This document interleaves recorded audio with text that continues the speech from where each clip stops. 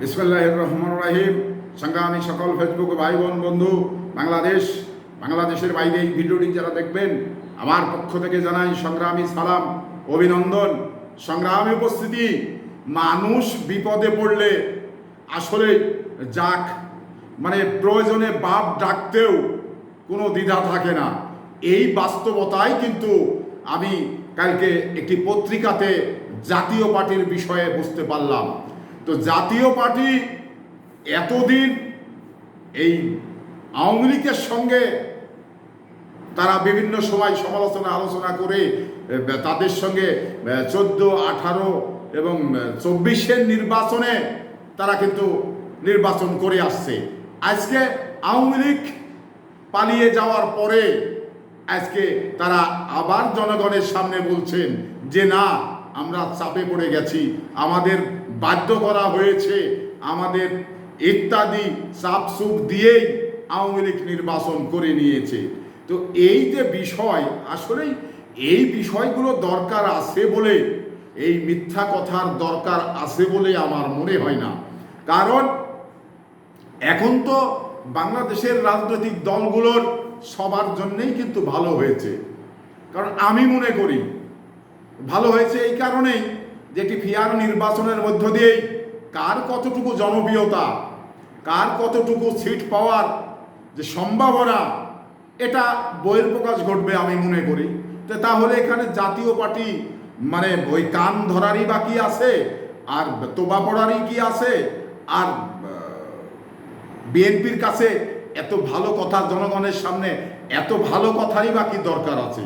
কারণ তার ইচ্ছা হয়েছে, এই ফ্যাসিবাদের সঙ্গে সে নির্বাচন করেছে। তো এখানে তার এটা ব্যক্তিগত অধিকার।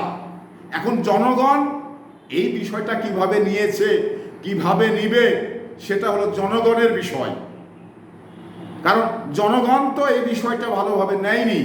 কারণ এই ফ্যাসিস্ট হাসিনার সঙ্গে যে জাতীয় পার্টির এরা নির্বাচন করেছেন, তাহলে এই জাতীয় পার্টিকে কি ভালোভাবে জনগণ নিয়েছে? আমরা বিগত নির্বাচনের সময় দেখলাম যে তাদের ভিতরেই, তাদের নেতাকর্মীদের ভিতরেই মারামারি এবং হতাশা এবং হতাশার চিহ্ন এটা কিন্তু ফুটে উঠেছিল, এটা কিন্তু জাতি দেখেছে। তো সেই অবস্থায় তো তারা কতটুকু ভালো করেছে, কতটুকু মন্দ করেছে, এই বিষয়গুলো তো তারাই বেশি জানে। জনগণের চেয়ে তারাই বেশি খবর, নিজেদের খবর নিজেরা রাখে। তো এখানে কান মলারও আর কিছু নেই, ওই তোবা পড়ারও কিছু নেই। কারণ জাতীয় পার্টি তারা যে ফ্যাসিস্টের দূষর, আওয়ামী লীগের দূষর, এটা কিন্তু কারো আর সন্দেহ নেই, পরিষ্কার হয়ে গেছে। তো এই দূষররা আজকে আবার বিভিন্নভাবে তোবা তালকিন পড়ে আবার জাতির সামনে ভালো হওয়ার যে একটি চেষ্টা এবং ভালো জাতি যাতে ভালোভাবে গ্রহণ করে, সেই যেন চেষ্টা এনারা কাজে লাগিয়ে যাচ্ছে। তো পত্রিকাতে যে বিষয়টা আমরা দেখলাম, তো এই বিষয়গুলো দেখার পরে আমরা আগেও দেখেছি, এখনো যে জাতীয় পার্টি গতদিন পত্রিকাতে একটা রিপোর্ট দেখলাম, তারা কান ধরে কান মলে আবারও জনগণের সামনে বোঝাতে চাইছে যে না, আমরা চাপে পড়ে নির্বাচন করেছি, আমাদের নির্বাচনে যাওয়ার কোনো ইচ্ছে ছিল না, কিন্তু এই ফ্যাসিস্ট হাসিনা আমাদের চাপ দিয়ে নির্বাচন করে নিয়েছে।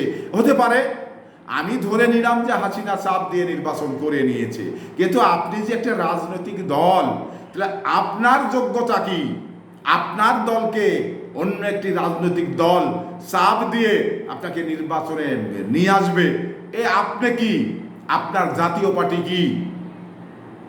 জাতীয় পার্টির করণীয় কি? জাতীয় পার্টি কি আসলেই জনগণের জন্য কাজ করে, নাকি নিজের পকেট ভরার জন্য কাজ করে? সেটা জাতীয় পার্টির নেতৃবৃন্দকেই বুঝতে হবে। তো জাতীয় পার্টির এই যে চাপ দিয়ে নির্বাচনে নিয়ে গেছে, এই কথাটা আমার কাছে খুব একটি ভালো মনে হচ্ছে না। কারণ কারো যদি ইচ্ছে না থাকে, তাহলে কাউকে চাপ দিয়ে কোনো জায়গায় নিয়ে যেতে পারে না আমি মনে করি। আর যদিও সেটা নিয়ে যায়, পরবর্তী সময় সুযোগ পেলেই তারা কিন্তু বেরিয়ে আসবে। কিন্তু এই সময় তো আমরা দেখিনি, এই বিষয়গুলো কিন্তু তাদের ভিতরে দেখিনি। এবার জাতীয় পার্টির মহাসচিব চন্নু, ওনার পোস্টারে দেখলাম আওয়ামী লীগ সমর্থিত। এটা কি নাটক? জাতির সামনে জাতীয় পার্টির এটা কি নাটক? জাতীয় পার্টির নির্বাচনী পোস্টারে আওয়ামী লীগ সমর্থিত, এটা কি?